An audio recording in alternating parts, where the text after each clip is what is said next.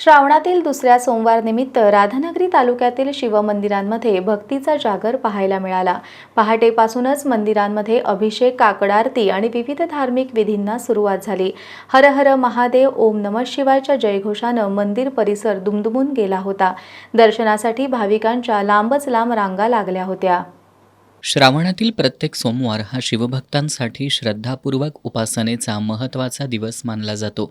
यंदाच्या दुसऱ्या श्रावण सोमवार निमित्त राधानगरी तालुक्यातील विविध शिवमंदिरांमध्ये पहाटेपासूनच भाविकांनी गर्दी केली होती।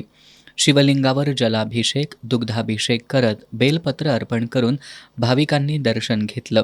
चक्रेश्वर वाडीतील शिवमंदिर पहाटे अभिषेक आणि काकड आरती झाल्यानंतर दर्शनासाठी खुलं करण्यात आलं।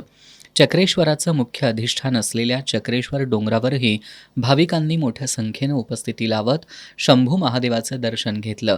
हर हर महादेवच्या जयघोषानं संपूर्ण परिसर भक्तिमय झाला होता। आज ग्रामपंचायत चक्रेश्वर वाडीच्या वतीनं मोफत आरोग्य शिबिर आणि ज्योतिर्लिंग फाउंडेशन आवळी बुद्रुकच्या वतीनं मोफत फराळ वाटप करण्यात आलं।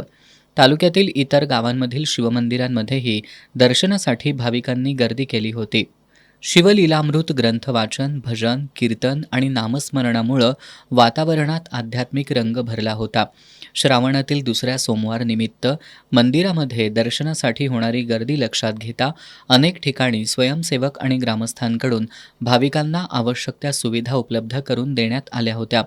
अधूनमधून श्रावणसरी बरसूनही भाविकांचा उत्साह मात्र कायम होता।